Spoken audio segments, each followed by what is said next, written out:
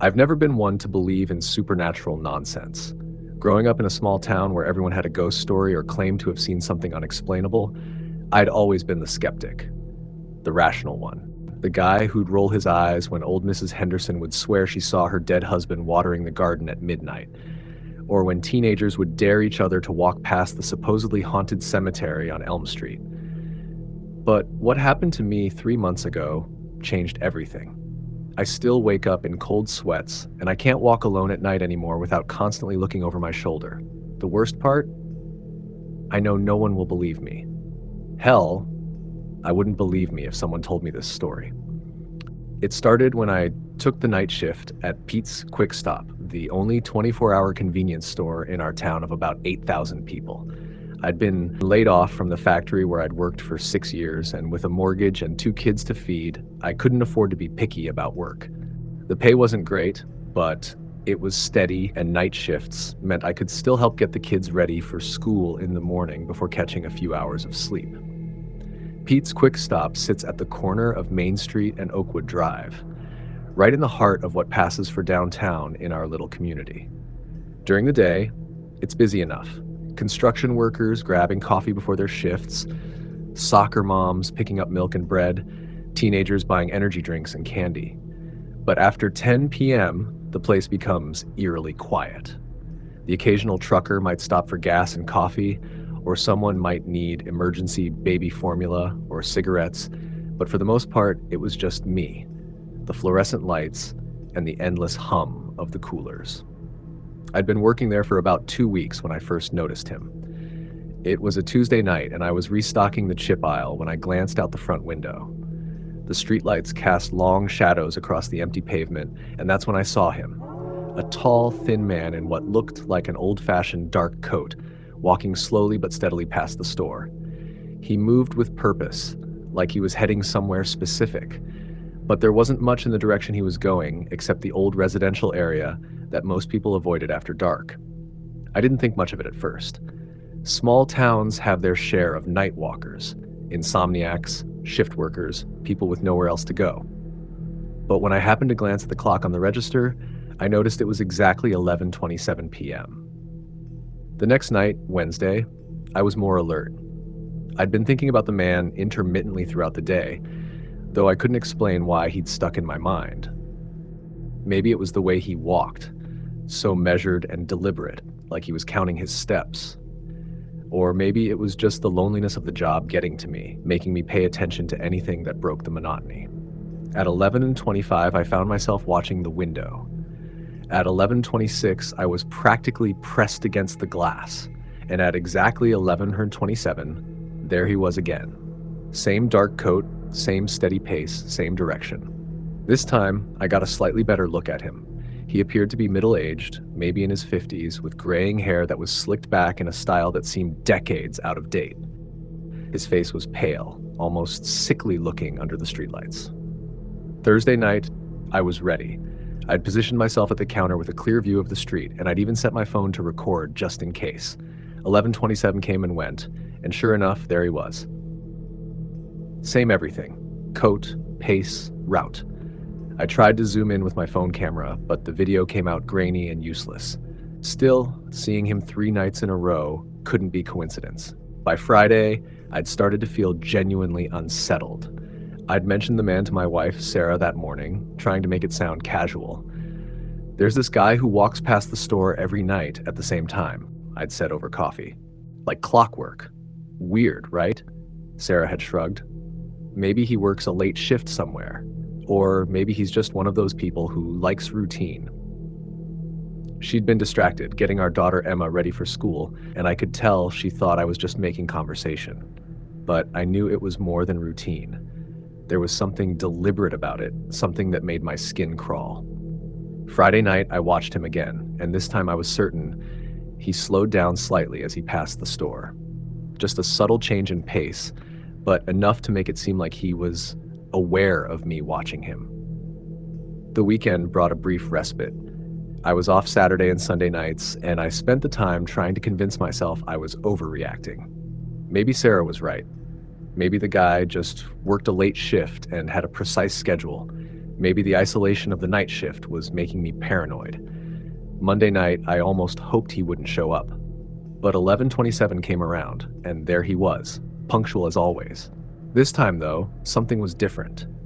As he passed under the streetlight directly in front of the store, he turned his head slightly toward the window. I couldn't see his eyes clearly through the glass in the distance, but I felt them on me. It was like ice water in my veins. Tuesday through Thursday that week, the same thing happened.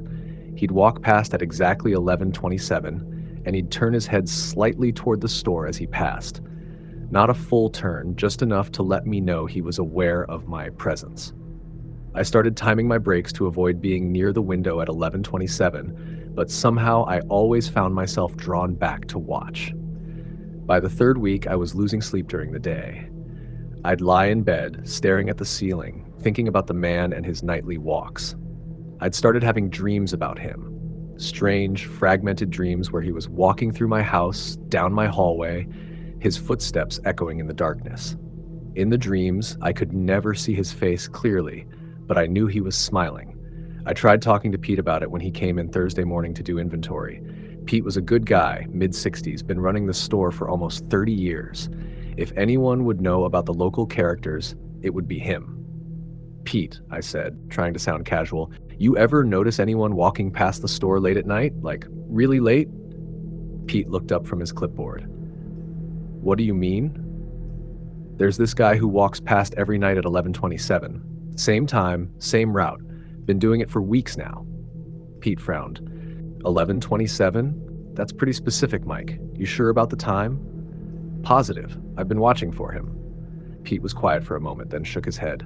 "Can't say I know anyone who'd be walking around that late on a regular basis. Most folks in this town are in bed by 10. What's he look like?" I described the man as best I could. Tall, thin, dark coat, graying hair. Pete listened, but didn't show any recognition. "Doesn't ring a bell," he said. "But listen, Mike, you're not paid to be a neighborhood watch.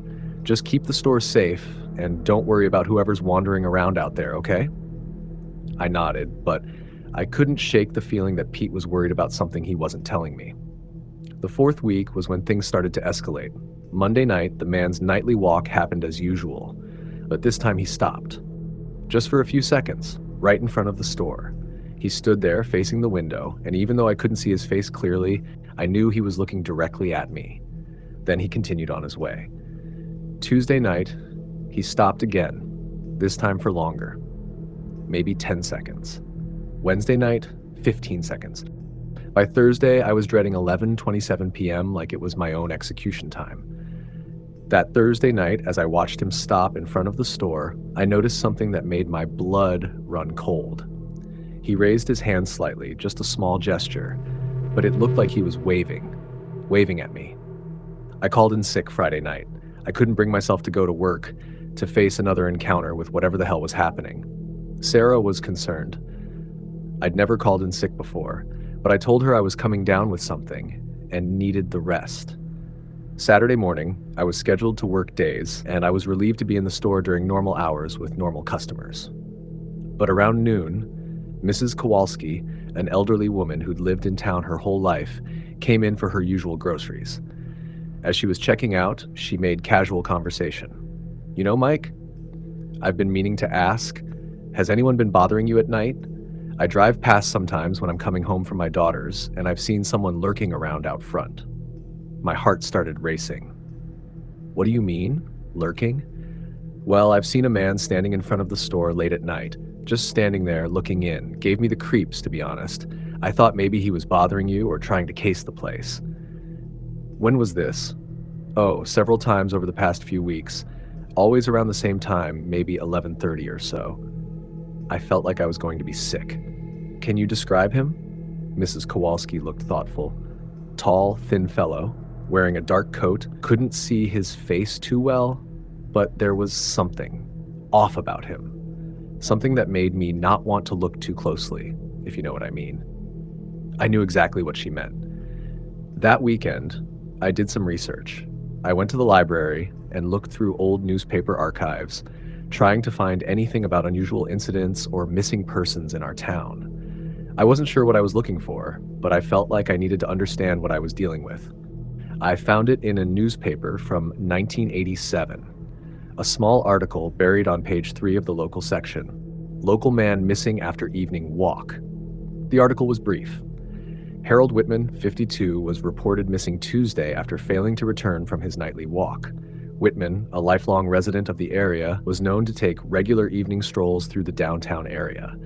He was last seen walking east on Main Street at approximately 11:30 p.m. Monday night. Anyone with information is asked to contact the police department. I searched for follow-up articles, but found nothing. No resolution, no body found, no further investigation reported. Harold Whitman had simply vanished. Monday night, I was back at work, armed with this new information, but feeling more scared than ever. If the man I'd been seeing was Harold Whitman, then what did that mean? And if it wasn't, why did the description and timing match so perfectly? 11:20 p.m. came and went, and for the first time in weeks, the man didn't appear. I waited until midnight, then 1 a.m., but he never showed up. I should have been relieved, but instead I felt even more anxious. The routine had been disturbing, but the break-in pattern was somehow worse. Tuesday night, same thing. No man, no walk, no stop in front of the store. I started to wonder if I'd imagined the whole thing, if the stress and isolation had finally gotten to me. Wednesday night, I was almost convinced I'd had some kind of breakdown. I'd been thinking about seeing a doctor, maybe getting some help for what was clearly anxiety or stress-related paranoia. I was actually feeling better about everything when 11:27 p.m. came around and I reflexively looked toward the window. He was there, but this time he was closer. Instead of walking past on the street, he was standing on the sidewalk directly in front of the store, maybe 6 feet from the window. He was facing me, and for the first time I could see his face clearly. It was definitely an older man, probably in his 50s, with the graying hair I'd noticed before. His skin was pale, almost gray in the fluorescent light spilling from the store, but it was his eyes that made me stumble backward, knocking over a display of candy bars. His eyes were like glass. Not just the color, but the texture, the way they reflected the light. They looked like smooth, polished glass marbles had been placed in his eye sockets. And he was smiling, a wide, unnatural smile that seemed to stretch his face in ways that didn't look quite human. I stood there, paralyzed, staring at this thing that was staring back at me. We looked at each other for what felt like hours, but was probably only 30 seconds. Then, still smiling, he raised his hand and waved at me. A slow, deliberate wave like he was greeting an old friend. Then he turned and walked away, continuing his usual route as if nothing had happened. I stood there shaking for another 10 minutes before I could move. When I finally did, I went straight to the phone and called Pete. Pete, I need to go home. Now, I can't, there's something wrong here. Pete must have heard the panic in my voice because he didn't argue. I'll be there in 20 minutes. Just lock up and wait for me. I spent those 20 minutes huddled behind the counter, avoiding the windows, jumping at every sound. When Pete arrived, I tried to explain what had happened, but the words came out jumbled and incoherent. Pete looked at me like I'd lost my mind, which maybe I had. Mike, you look like you've seen a ghost. What the hell happened? I told him about the man, about the glass eyes, about the smile. Pete listened without interrupting, but I could see the concern growing in his expression. Mike, I think you need to take some time off. You're under a lot of stress with the layoff and everything. Maybe this job isn't right for you. I wanted to argue, to make him understand that this wasn't stress or imagination, but that I was too shaken to make a coherent case. I just nodded and let him take over the rest of the shift. The next morning, I went back to return my uniform and collect my final paycheck. Pete was there with Tommy Rodriguez, who'd been working days and was going to cover some of my shifts. Tommy, I said, you need to be careful working nights here. There's someone you need to watch out for. Tommy looked at Pete, who shrugged. Mike thinks there's some guy who walks past the store every night at 11:27, says he's got glass eyes. Tommy laughed. Glass eyes? Come on, Mike. You've been watching too many horror movies? I grabbed Tommy's arm. I'm serious. If you see him, don't go outside. Don't interact with him. Just stay in the store and wait for him to pass by. Tommy's laugh faded when he saw how serious I was. Okay, man. If I see anyone weird, I'll be careful. I wanted to tell him more, to explain how wrong everything felt about the man, but I knew I already sounded crazy, so I just nodded and left. That was 3 months ago. I found another job at a grocery store across town, working day shifts. My family thinks I had some kind of nervous breakdown, and maybe I did. The nightmares have mostly stopped, and I'm sleeping better. But last week, I ran into Tommy at the gas station. He looked terrible. Dark circles under his eyes, pale skin, jumpy and nervous. "Mike," he said, "about what you said when you quit, about the guy with the glass eyes." My blood went cold. "You've seen him?" Tommy nodded. "Every night at 11:27. At first, I thought it was just like you said, some guy taking a walk. But last night," he stopped and shook his head. "Last night, I was outside having a smoke, and he walked past like always. I was feeling brave, you know? So I said goodnight to him." "What happened?" He stopped and looked at me. And his eyes, Jesus, Mike, they were like glass. He smiled at me, and I've never been so scared in my life. "What is that thing?" I didn't have an answer for him. I still don't. Tommy quit the next day, just like I did.